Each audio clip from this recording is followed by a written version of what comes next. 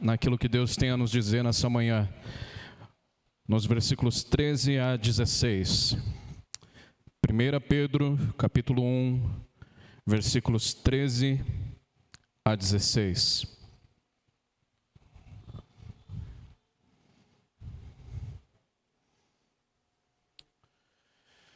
Antes disso, igreja, antes de nós lermos a palavra de Deus, hoje nós vamos falar sobre algo que gera em nós muitas expectativas, muitas dúvidas, gera muita alegria.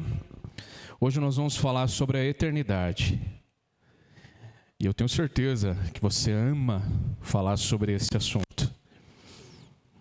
E enquanto eu estava preparando esse texto, eu fiquei perguntando a mim mesmo, como será o dia que o Senhor Jesus voltar? E como será nós passarmos durante toda a eternidade ao lado da Trindade e do povo santo de Deus? Mas eu já quero adiantar também, irmãos, que nós vamos falar sobre a eternidade, mas não com o olhar em quando isso vai acontecer. Mas nós vamos olhar sobre a eternidade e aprender com Deus e Sua palavra a respeito do como nós esperamos pela eternidade. Afinal de contas, eu creio que a eternidade começa a partir do momento em que Jesus Cristo se torna Senhor das nossas vidas. Aí então a eternidade já começa. A eternidade é ao lado de Cristo. Até então, enquanto você não conhece a Cristo, você também está destinado a uma eternidade, mas no inferno. À medida que somos salvos por Jesus Cristo, então a eternidade ao lado do Pai, do Filho e do Espírito Santo é cravada em nosso coração. Então eu entendo, irmãos, que a eternidade, quando Jesus Cristo nos alcança com a salvação, ela já é vivida enquanto nós estamos aqui nessa terra. Porém, nós devemos viver aqui nessa terra com a esperança viva de que Jesus Cristo voltará para nos levar com Ele. E a grande questão é como nós aguardamos a Jesus. Essa é a grande questão da vida cristã. É em torno dessa grande pergunta que gira tudo aquilo que nós fazemos, pensamos e falamos. Porque afinal, se há algo que deve nos motivar, encorajar a viver nessa terra, é a esperança viva de que Cristo voltará. E é sobre isso que Pedro, o apóstolo Pedro, vai dizer. A carta de 1 Pedro, ela fala muito a respeito de uma salvação que nós ainda estamos aguardando. Nós precisamos entender que, quando falamos sobre salvação, há pelo menos 3 perspectivas bíblicas sobre a qual os autores lançam a esse tema. Primeiramente, nós falamos sobre uma salvação, nós vemos isso na narrativa da Escritura, sobre uma salvação que já aconteceu, quando Cristo morreu na cruz do Calvário e ressuscitou ao 3º dia. Quando Cristo estende a sua mão para nós, quando nós ainda éramos pecadores. Ali então nós fomos salvos do pecado, da ira de Deus, do inferno. Mas há também uma segunda perspectiva sobre a salvação, que é a ideia de que nós estamos sendo salvos todos os dias. Como assim, Alisson? A nossa vida cristã é uma vida de progresso, onde nós caminhamos a cada dia, crescendo e amadurecendo na fé. E de fato nós somos salvos todos os dias, à medida que nós vivemos uma vida longe do pecado, porque a luta contra o pecado não chegou ao fim, à medida também que nós vivemos uma vida longe do mundo, do sistema corrompido desse mundo, e à medida que vivemos uma vida resistindo ao diabo. Então, nesse processo nós estamos sendo salvos. Mas há uma terceira perspectiva, que é de fato essa que Pedro trabalha na sua primeira e na sua segunda carta, que é o fato de que nós seremos salvos também. E nós vamos ver sobre isso nessa manhã, que tem tudo a ver com a eternidade que tanto anelamos. Vamos ler o texto? 1 de Pedro capítulo 1, versículo 13 até o 16, diz assim a palavra de Deus: por isso, cingindo o vosso entendimento, sede sóbrios e esperai inteiramente na graça que vos está sendo trazida na revelação de Jesus Cristo. Como filhos da obediência, não vos amoldeis às paixões que tinhais anteriormente na vossa ignorância. Pelo contrário, segundo é santo aquele que vos chamou, tornai-vos santos também vós mesmos em todo o vosso procedimento, porque está escrito: sede santos, porque eu sou santo. Vamos orar mais uma vez? Querido Deus, estamos diante da Tua palavra, que é maravilhosa. É um privilégio para mim, Pai, poder estar aqui, Deus, ministrando a Tua palavra, a Tua igreja, e com esses irmãos ser edificados por aquilo que o Senhor tem a falar em nosso coração e nossa mente. Prepara esse terreno para recebermos a Sua palavra e assim sermos transformados à semelhança do Teu Filho Jesus. E que enquanto aguardamos a tão sonhada e esperada volta, que a gente possa caminhar segundo a Tua boa vontade e que através da nossa vida o Senhor seja glorificado. Em nome de Jesus. Amém. Muito bem.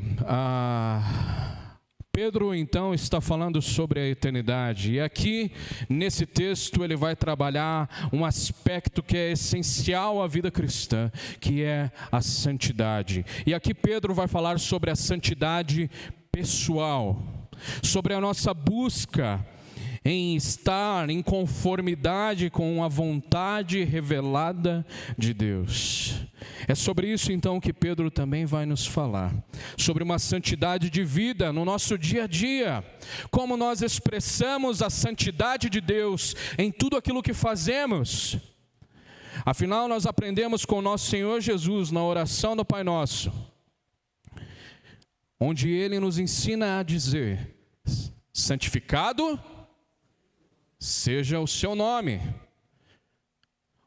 Mas como eu vou santificar o nome de Deus se Deus já é perfeitamente santo? Você já fez essa pergunta? Eu oro: santificado seja o seu nome. Mas como eu vou santificar algo que já é, ou uma pessoa, na verdade, que já é perfeitamente santa? A ideia dessa oração é justamente essa. Não é que nós vamos tornar a Deus mais santo através da nossa oração ou da nossa vida. A ideia dessa oração, e principalmente dessa frase, é que através da nossa vida, nós vamos expressar a santidade de Deus. É diferente.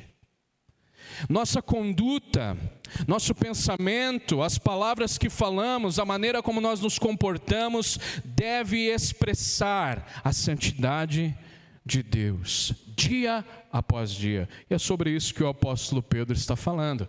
E é dessa forma que nós devemos viver a expectativa, a esperança viva da volta de Cristo, vivendo uma santidade que manifeste a santidade de Deus. E Pedro então vai nos dizer como então nós devemos esperar o que é de fato ser santo, como Deus é santo. Ele diz aqui no versículo 16. E na verdade não é Pedro que diz, é o próprio Deus quem disse. Nós já vamos ver sobre isso também.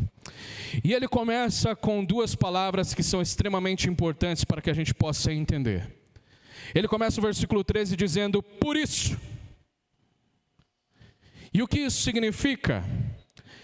Que por causa de tudo aquilo que ele já havia dito, nós devemos fazer algo. Nós somos chamados à ação.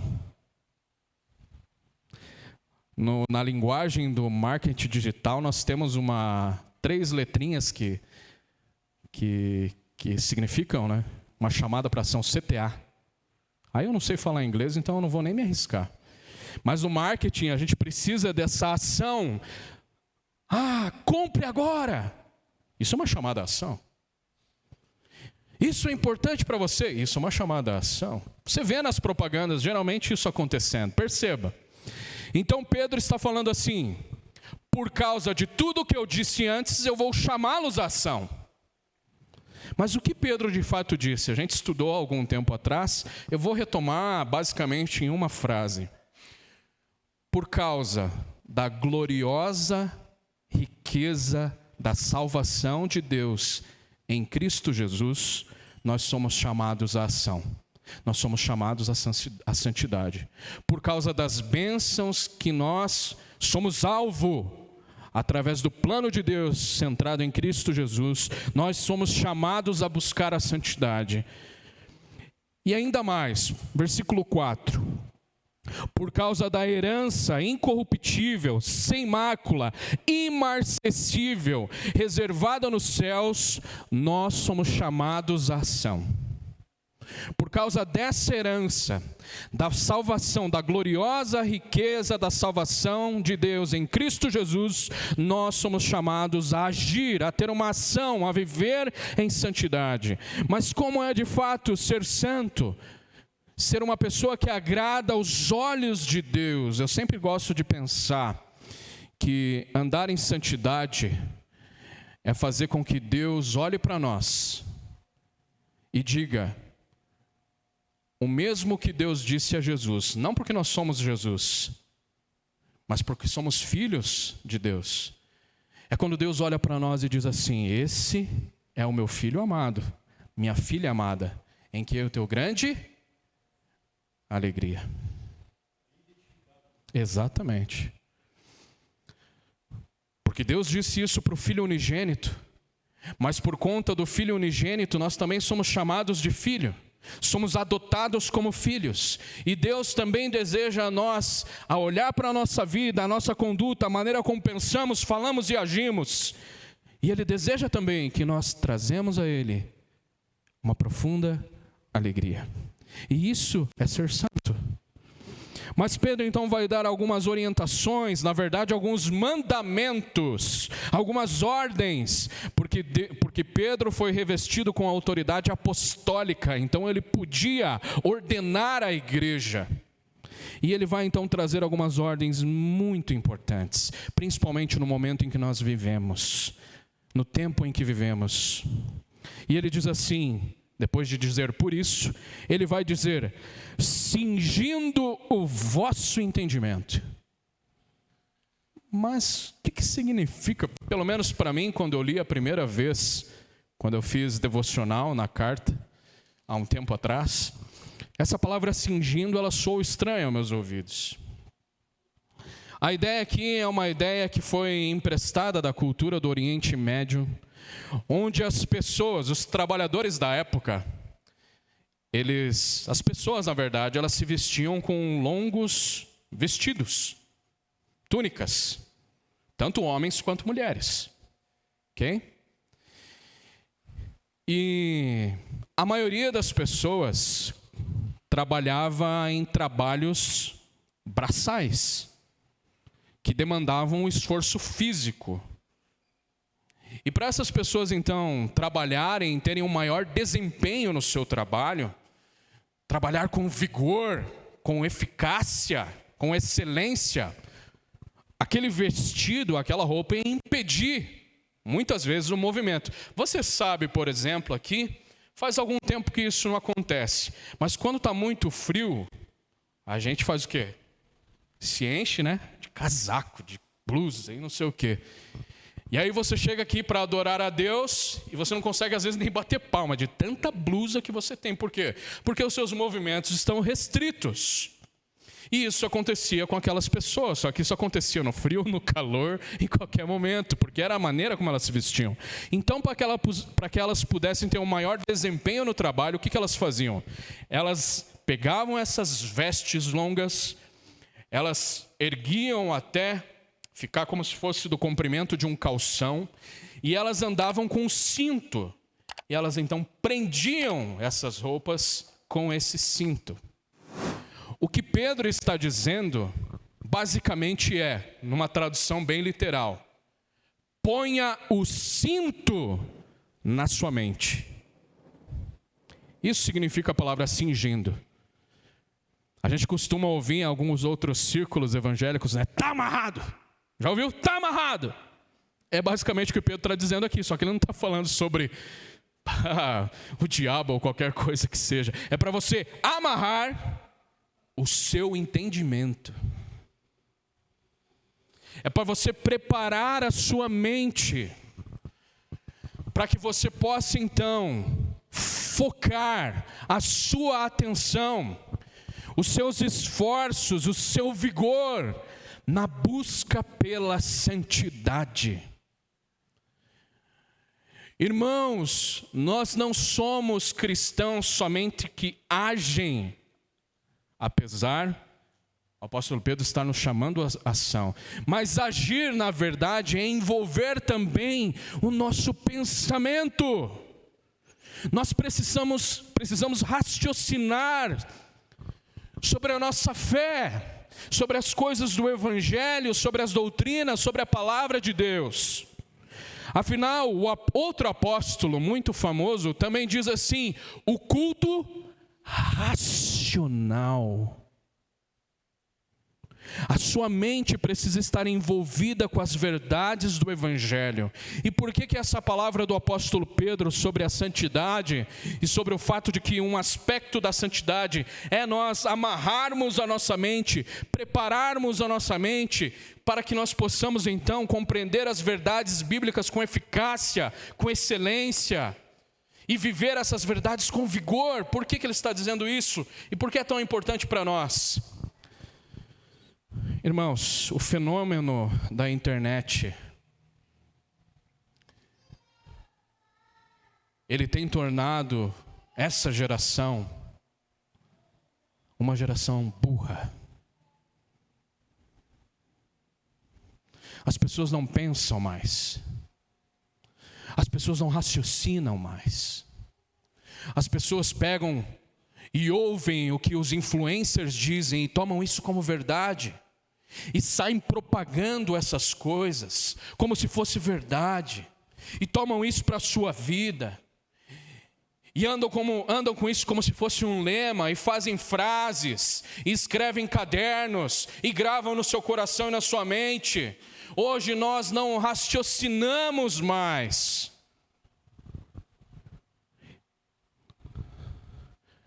Hoje a internet, Instagram, Twitter, seja lá qual for a mídia social, virou palco dos filósofos da nossa geração, da nossa época, onde pessoas estão constantemente prontas a discutir, a defender o pensador que mais se adequa com aquilo que ela crê que é verdade. Hoje se reúnem 30 contra 1, não com o objetivo de dialogar, mas de humilhar. Infelizmente, o fenômeno da internet tem feito isso com a nossa geração. As pessoas não pensam mais. Elas não raciocinam mais. Eu trabalhei um pouquinho com inteligência artificial e eu sei um pouquinho também dos benefícios que ela traz. Mas hoje as pessoas perguntam coisas extremamente importantes para a inteligência artificial. Hoje as pessoas escrevem diários e conversam com a inteligência artificial. Eu estou dizendo que há um uso adequado e que nós devemos explorar, mas pessoas estão buscando conhecimento, seja na inteligência artificial, seja no Google, só no Google, seja em pensadores, influenciadores, e esquecem que o fundamento central para o pensamento, o conhecimento e tudo o que é lindo, maravilhoso e suficiente está na palavra de Deus. A Bíblia não é só um livro. A Bíblia é a verdade. É a verdade pela qual você deve passar todas as outras coisas que você ouve. Não é a Bíblia e mais alguma coisa. Hoje o que muitos estão fazendo é adequar o Evangelho a certos pensamentos que mais me agrada. Esse pensamento aqui fala sobre amor, então está de acordo com o Evangelho. Esse pensamento aqui fala sobre isso, então está de acordo com o Evangelho. As pessoas tentam adequar a Bíblia às filosofias do mundo, às palavras dos influenciadores, e esquecem que a Bíblia é a verdade. E o que mais me entristece na igreja brasileira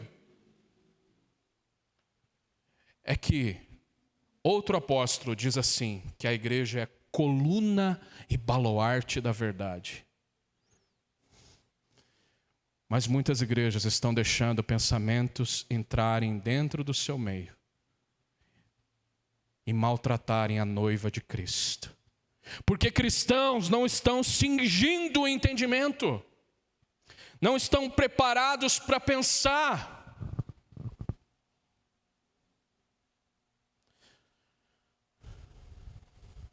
A gente gosta muito de usar o exemplo dos gregos, né? Como que os gregos construíam conhecimento? Sabe o que eles faziam? Eles dialogavam. Eles iam na praça e começavam a conversar. A base da educação grega era por meio da oralidade. Eles começavam a conversar, eles começavam a pregar sermões sobre várias coisas. E as pessoas se reuniam em volta. E você vê várias pinturas assim. As pessoas se reuniam em volta desses pensadores e ficavam ali horas e horas ouvindo aquele conhecimento. E hoje a gente faz o quê? A gente usa e a gente busca o conhecimento na caixinha do Instagram,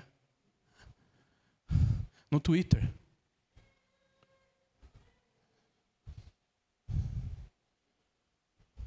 Mas eu gosto muito de pensar também na educação judaica. Você conhece a oração, a Shema de Israel, Deuteronômio capítulo 6.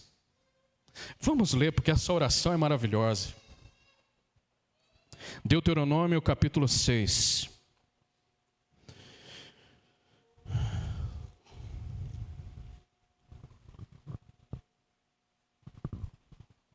Versículo 4. Sim, nós temos muito que aprender também com o pensamento grego, é importante. Mas a Bíblia tem algo maravilhoso a nos ensinar sobre como preparar nossa mente, como então nós pensarmos sobre as coisas de Deus, como vivermos as coisas de Deus, como raciocinarmos com uma mente bíblica regada pela palavra de Deus. Olha só o que diz o versículo 4. Ouve, Israel, o Senhor nosso Deus é o único Senhor. Amarás, pois, o Senhor teu Deus de todo o teu coração, de toda a tua alma e de toda a tua força. Estas palavras que hoje te ordeno estarão no teu coração, tu as inculcarás a teus filhos, e delas falarás assentado em tua casa, e andando pelo caminho, e ao deitar-te e ao levantar-te. Também as atarás como sinal na tua mão, e te serão por frontal entre os olhos, e as escreverás nos umbrais de tua casa e nas tuas portas. A palavra de Deus estava cravada em todos os ambientes da casa. A palavra de Deus estava cravada na mente e no coração do povo de Deus. E eles ensinavam aos seus filhos com base na palavra de Deus. Eles não ensinavam só a memorizar a Escritura, mas eles ensinavam a viver uma vida de acordo com a Escritura, a olhar o mundo com as lentes do Evangelho. E hoje muitos de nós, para que o nosso filho pare de fazer bagunça ou incomodar, a gente coloca a galinha pintadinha, Peppa Pig e sei lá o que mais. Esses dias eu tomei uma lapada da Beatriz, vou te dizer como.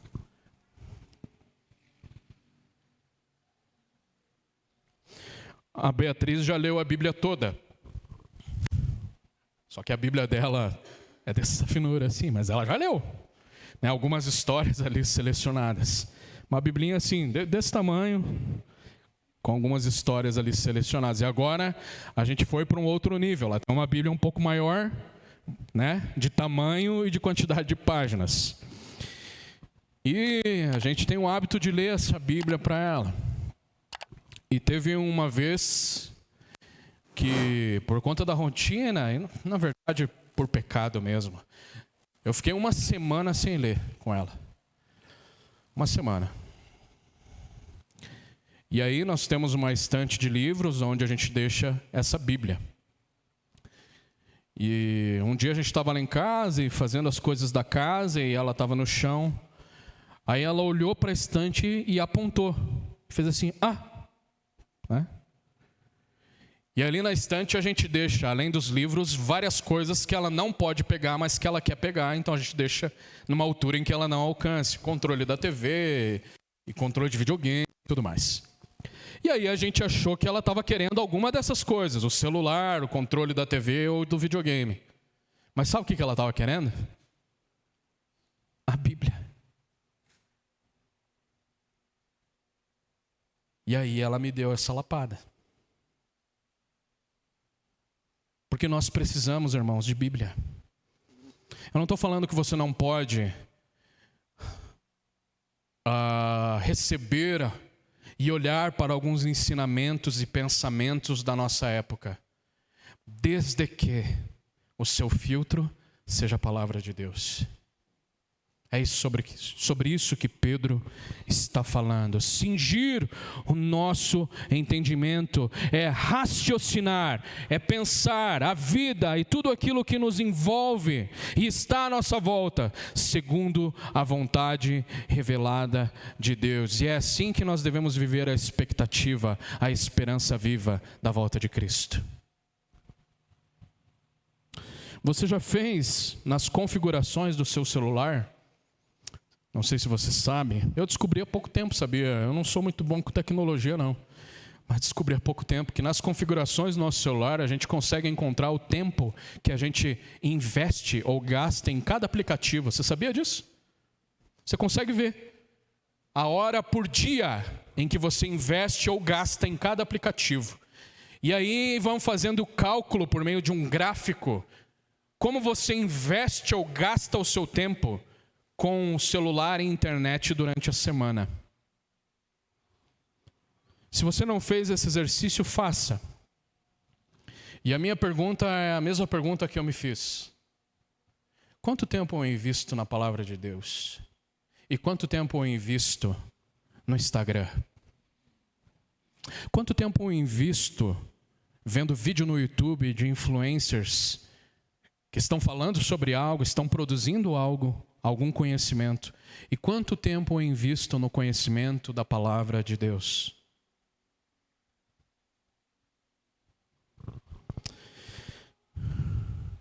Mas não é só isso. Pedro continua então dizendo como nós devemos buscar uma vida em santidade. E ele diz: cingindo o vosso entendimento, sede sóbrios.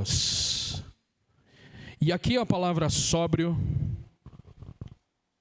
ela vai muito de encontro a algo que nós estamos habituados a ver.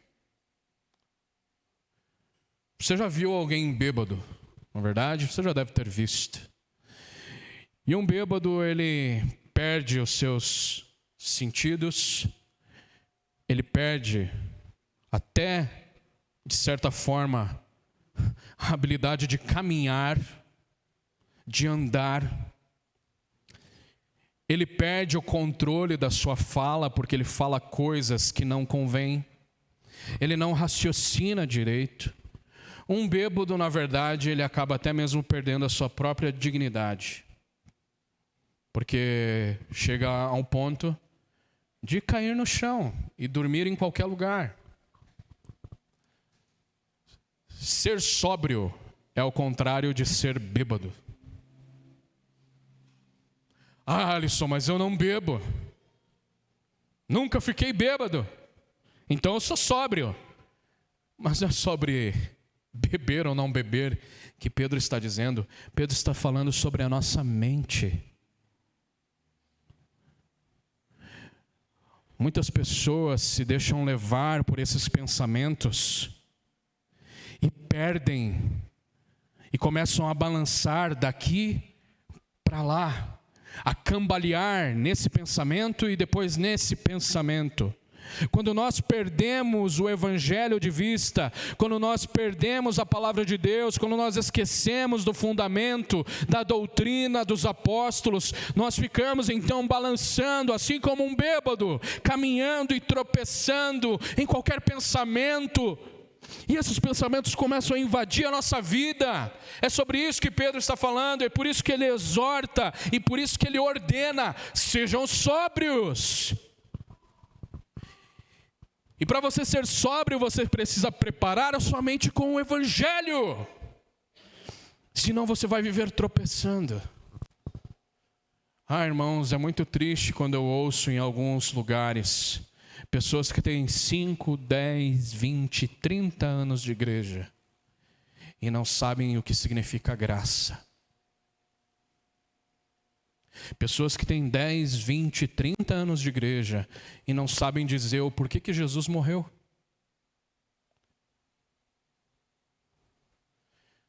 Isso é muito triste, irmãos. Pessoas que dizem que têm dúvidas. Pessoas que dizem que não conseguem estudar a Bíblia porque é difícil, mas não vêm na escola dominical da nossa igreja.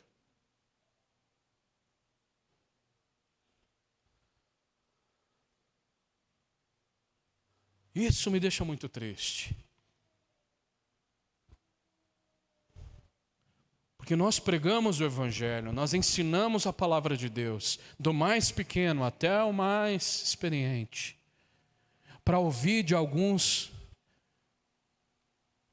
que não podem vir, que é muito cedo.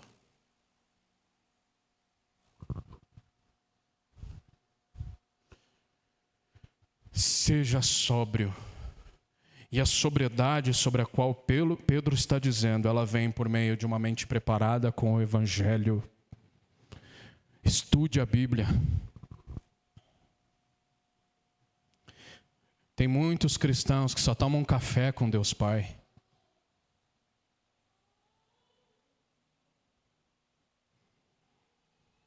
Mas não vivem o Evangelho. Não estudam o Evangelho.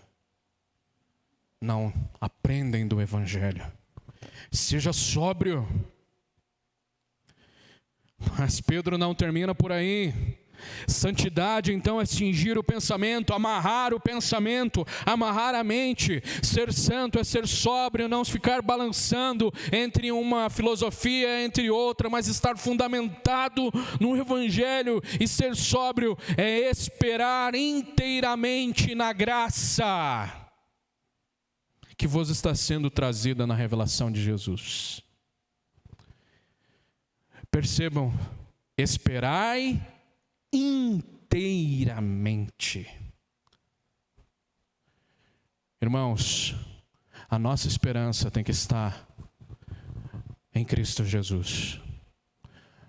O que Pedro está falando é que muitas pessoas dessa época, elas tinham a mente dividida. Elas esperavam a volta de Cristo, mas elas tinham esperança também em outras coisas. Elas tinham esperança na política, elas tinham esperança na educação, elas tinham esperança na economia, elas tinham esperança nas próprias forças. Mas o que Pedro está dizendo é que nós devemos esperar inteiramente no Evangelho. Nós devemos esperar inteiramente na esperança viva da volta de Cristo. Você não pode ter a mente dividida. Deus não gosta de partilhar o pensamento sobre Ele, os conhecimentos sobre Ele, a vida sobre Ele com mais ninguém. Mais uma vez, irmãos, eu não estou dizendo que você não pode pensar sobre essas questões. Você deve pensar sobre tudo isso, sobre a política, sobre a educação, sobre a economia. Você deve pensar sobre essas coisas, porém o filtro, a base, o fundamento, para que você possa olhar para tudo isso, é a palavra de Deus. Esperai inteiramente. A sua fé, a sua vida deve estar depositada no fundamento dos apóstolos, a qual Cristo é a pedra angular.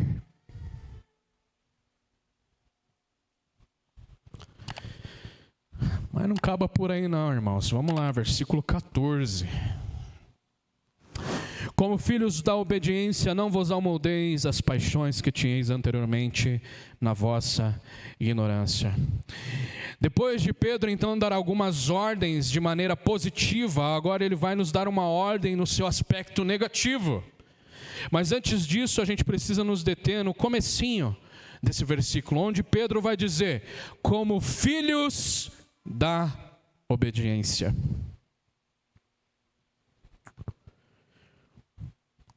Quando você olha para o seu filho, para os seus filhos,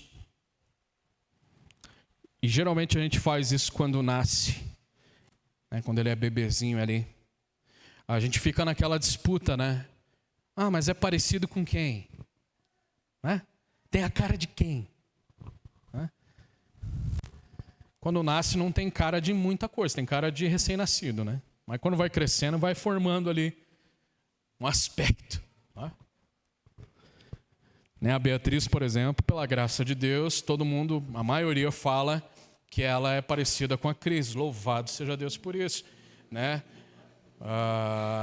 Que falam é do tamanho dela, que lembra um pouco o pai, mas a cara lembra a mãe. Né? E geralmente a gente faz essa busca pela semelhança, né? E às vezes a gente vai identificando também na própria personalidade. Ó, é o jeitinho do teu pai, é o jeitinho da tua mãe. E a Bíblia muitas vezes ela vai trazer esse exemplo de filiação. Na Bíblia nós encontramos, por exemplo, que aqueles que não conhecem a Jesus são filhos da desobediência.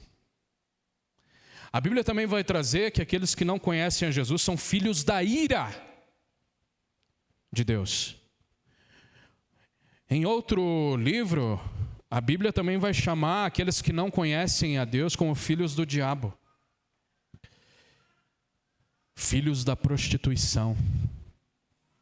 E aqui Pedro, então, vai nos chamar de filhos da obediência. E aí vai uma pergunta, para você ser identificado como filho da obediência, o que você precisa fazer? Obedecer. Cingir o seu entendimento, ser sóbrio, esperar inteiramente na graça que está sendo trazida na revelação de Jesus Cristo, é a marca de quem obedece, de quem é filho de Deus. Há frutos na nossa vida que devem ser nítidos, visíveis. Um filho da obediência, ele é reconhecido como alguém que é parecido com seu pai. E não é à toa que mais para frente Deus vai dizer assim: sede santos, porque eu sou santo. E então Pedro vai dar uma ordem no seu aspecto negativo, como filhos da obediência, como alguém que carrega em si o DNA do seu pai, de Deus, que obedece os mandamentos, que vive segundo o evangelho.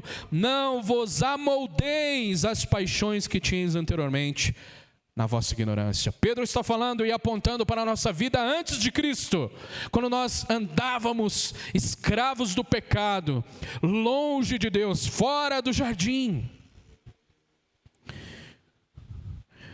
Nós tínhamos a forma do mundo. Essa palavra amoldeis é a mesma que o apóstolo Paulo usa lá em Romanos. Não vos conformeis, não tome forma. A gente sempre usa aqui o exemplo do bolo. Se você coloca um bolo numa forma quadrada, ele vai sair quadrado. Se você põe numa forma retangular, ele sai retangular. É não tomar a forma das paixões que nós tínhamos antes de sermos alcançados por Cristo Jesus. Nós fomos chamados por Cristo, salvos por Cristo, para viver uma vida semelhante a Cristo. Nós devemos ser caracterizados por obedecer os mandamentos de Deus, por vivermos cheios do Espírito Santo e não iguais ao que nós éramos antes de Jesus Cristo. Você não é mais ignorante. A ignorância aqui, irmãos, é nesse sentido de que nós estávamos alheios a Deus. A nossa mente não conseguia chegar até um conhecimento da verdade divina. Nós poderíamos, até mesmo antes de nos convertermos, talvez a gente sabia coisas sobre Deus. A gente sabia até algumas doutrinas, mas essas doutrinas elas não eram internalizadas, elas não vinham e atingiam o nosso coração, a nossa mente e mudavam a nossa vida. Isso é viver na ignorância. É alguém que por mais que saiba que Deus existe, não consegue viver segundo os mandamentos de Deus. E nós antes de Cristo estávamos nessa condição. Sabe quem vive também nessa condição de ignorância? Quem vive a religiosidade. Quando você vem à igreja somente para bater o teu cartão, você está voltando às paixões carnais da sua ignorância. Mas o mandamento aqui é para você não viver dessa forma. Você foi salvo por Jesus Cristo para viver uma vida separada. E esse é o significado de santo. Separado, consagrado, diferente daquilo que o mundo e daquilo que as suas paixões antes de Cristo faziam você viver. E agora então, no versículo 15, Pedro vai estabelecer o contraponto. Não vivam como vocês viviam anteriormente, na ignorância.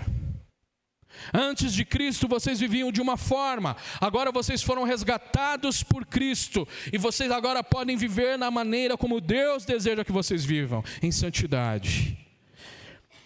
Não vivam dessa forma, como ignorantes, pelo contrário, segundo é santo aquele que vos chamou, tornai-vos santos também vós mesmos, em todo o vosso procedimento. O contraponto aqui é entre uma vida de ignorância, levada às paixões, a uma vida de santidade, pela qual Deus nos chamou. Deus nos chamou para ser santos. No ato da nossa salvação, nós já fomos declarados por Deus como santos. Alisson, eu sou santo então? Sim. Deus, quando você foi salvo em Cristo Jesus, te fez santo. Afinal, o próprio apóstolo Pedro vai dizer logo mais: nação santa. Efésios capítulo 1, abra lá, rapidamente. Efésios capítulo 1, versículo 4.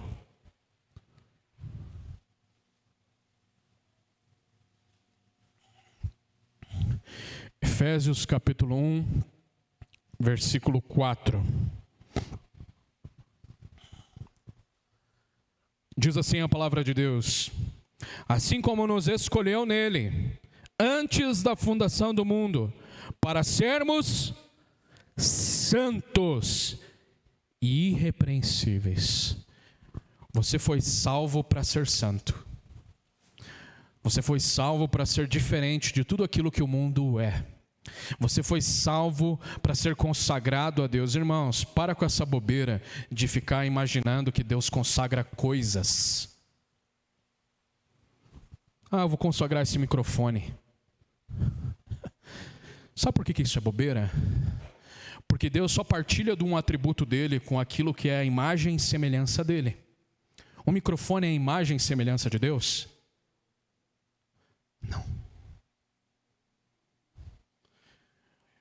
Nós temos um livro chamado Incomparável, um livro da capa rosinha. E ele fala muito dessa questão dos atributos de Deus, atributos comunicáveis e incomunicáveis.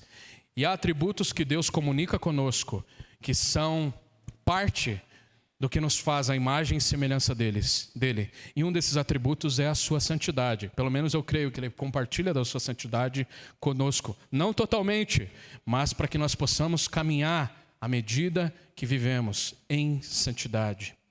Tem alguns outros pensadores que não concordam com essa visão, mas eu penso assim: Deus não falaria algo que nós não pudéssemos ser. Ele nos faz santo. O Espírito é santo. E o Espírito Santo habita em nós. E é Ele quem nos ajuda, nos auxilia a buscar a santidade. Então Deus não consagra coisas ao Senhor. Vamos consagrar a bateria aqui, o baterista toca muito alto, vamos consagrar ela para que ele toque igual ao Senhor. Que ela seja santa. Não, porque isso aqui é um objeto inanimado. Deus não partilha do seu atributo com objetos. Ah, mas lá no tabernáculo era assim. Na antiga aliança era assim. Mas Cristo é o mediador da nova aliança. E em Cristo, na sua pessoa, Ele personifica tudo o que foi feito no Antigo Testamento. Seja o tabernáculo, o templo, os sacrifícios, o sumo sacerdote e por aí vai. O cordeiro. Para com isso. Para com isso. Isso não é verdade, isso não é Bíblia. Deus santifica pessoas. E as pessoas, sim, têm a responsabilidade de usar os objetos para que esses contribuam para a sua santidade. Aí é que está a questão. Deus, então, partilha da sua santidade conosco para que a gente possa buscar ser semelhante a Ele. Nunca alcançaremos esse objetivo enquanto estivermos aqui, porque Deus é perfeitamente santo. Por que então Deus coloca a régua tão alto? Sede santos porque eu sou santo, para que a gente entenda que a cada dia a gente precisa buscar mais e mais. Nunca vai ser o suficiente, irmãos. Você pode ter 10, 20, 30, 40, 50, 60, 100 anos de igreja. Nunca vai ser suficiente, porque a nossa régua, o nosso padrão é Deus, que é perfeitamente santo. O que você tem que ter é, de fato, o desejo de, enquanto Jesus não voltar, enquanto você espera ansiosamente pela vinda de Cristo, você deve alimentar o desejo e a sua busca de caminhar em santidade todos os dias, em tudo, porque Ele diz assim: sede santo, tornai-vos. Ou seja, a ideia aqui é que cada dia você vai se tornando, você vai buscando a santidade. Tornai-vos santos também vós mesmos, porque a santidade é algo individual. A santidade é algo individual. O seu pai não pode ser santo por você. O seu esposo não vai ser santo por você. A santidade é algo individual, faz parte do seu relacionamento com Deus. Mas Ele diz que você precisa ser santo em todo o vosso procedimento. Não há uma área da sua vida que Deus não deseje que você seja santo. Ele se importa com tudo, irmãos. Como é que é o histórico do seu celular?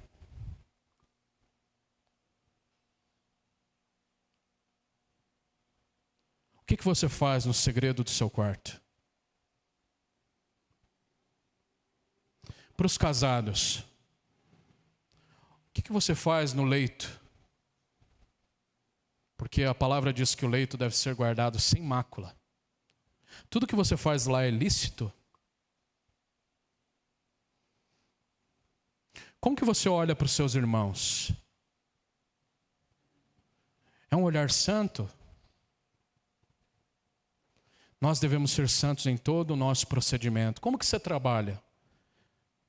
Qual é o teu horário de entrar? Você chega no horário de entrar?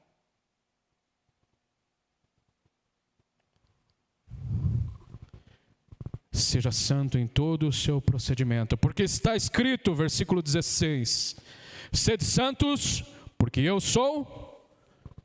o padrão é Deus.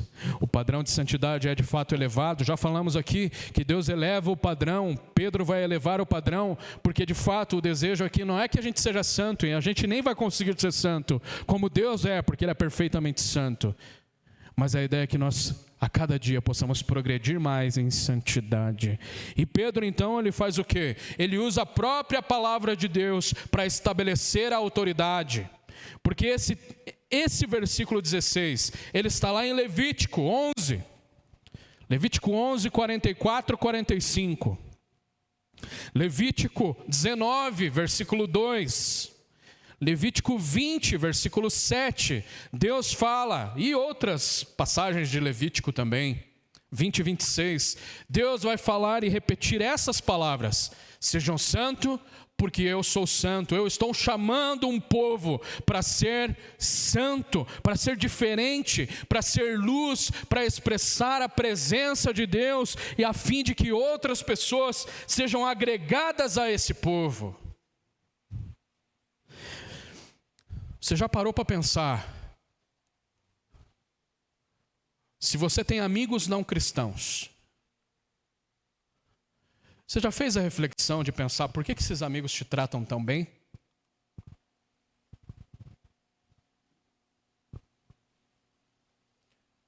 Porque eu já fiz isso. E umas vezes que eu fazia essa reflexão era de fato porque, pela graça de Deus, eu estava testemunhando o amor de Cristo. Mas em outra situação, enquanto eu fiz essa reflexão, eu cheguei à conclusão de que naquele momento os meus amigos gostavam de mim porque eu estava ficando parecido com eles. Só que tem um grande detalhe, eles não eram cristãos. E a palavra de Deus diz que aqueles que desejam viver piedosamente serão perseguidos. A palavra de Deus diz lá em João capítulo 17 que o mundo nos odeia. Irmãos, eu sempre trago esse alerta aqui porque ele sempre anda comigo. Se as pessoas do mundo gostam muito de você, você precisa parar e refletir. Jesus foi crucificado.